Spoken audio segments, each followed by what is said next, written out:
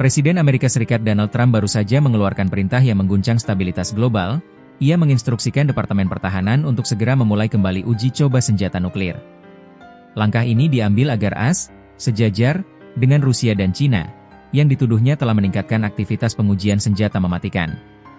Perintah ini, yang diunggah di platform Truth Social, muncul kurang dari 1 jam sebelum pertemuan pentingnya dengan Presiden Cina Xi Jinping.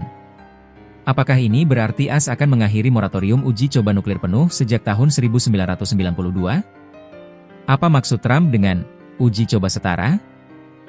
Dan bagaimana manuver senjata nuklir Rusia seperti rudal Burevestnik dan torpedo Poseidon memicu respons drastis ini? Perintah Trump dan akhir moratorium. Instruksi Trump untuk mulai menguji senjata nuklir kita secara setara, menandai potensi perubahan radikal dalam kebijakan pertahanan AS yang telah berlangsung selama 3 dekade. Alasan perintah, Trump menyatakan langkah ini adalah respons langsung terhadap program pengujian negara-negara lain. Kapan dimulai? Trump menegaskan proses itu akan dimulai segera.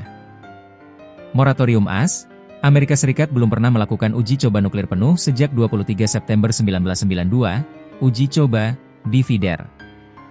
Sejak saat itu, AS hanya melakukan uji subkritis dan simulasi komputer untuk menjaga keandalan hulu ledak.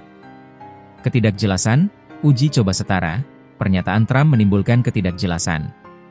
Apakah ia merujuk pada uji ledakan aktual, mengakhiri moratorium, atau sekadar demonstrasi kemampuan militer, seperti yang baru dilakukan Rusia, tanpa ledakan nuklir penuh? Secara teknis, AS memiliki kemampuan untuk memulai kembali uji coba kapan saja.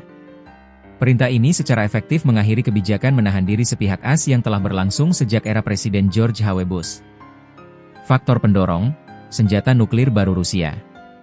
Pemicu utama instruksi Trump adalah manuver senjata nuklir strategis terbaru dari Rusia, yang dinilai Trump tidak pantas. Rudal Burevestnik. Skyfall Presiden Rusia Vladimir Putin baru saja mengumumkan keberhasilan uji coba rudal jelajah Burevestnik pada 20 Oktober.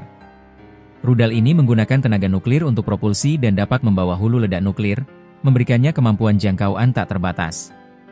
Torpedo Poseidon. Rusia juga mengeklaim telah menguji sistem senjata lain yang mematikan, yakni torpedo bertenaga nuklir Poseidon. Para analis militer memperingatkan bahwa Poseidon, jika meledakkan hulu ledak di bawah laut, berpotensi menimbulkan gelombang laut radioaktif besar.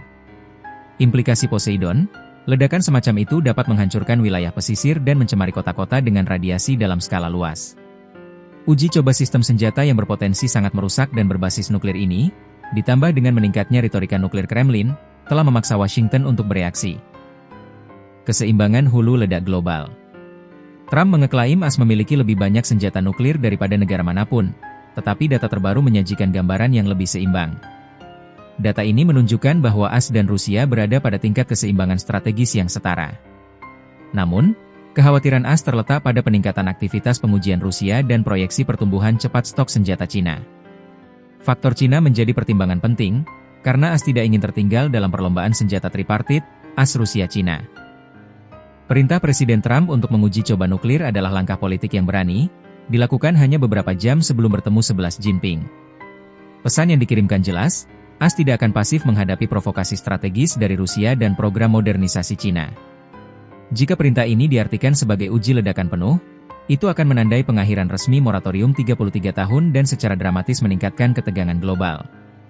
Uji coba nuklir penuh terakhir yang diketahui dilakukan hanyalah oleh Korea Utara sejak 1998. Perintah Trump ini berisiko memulai babak baru perlombaan senjata nuklir, di mana negara-negara akan beralih dari uji subkritis dan simulasi ke uji coba aktual yang berpotensi destabilisasi.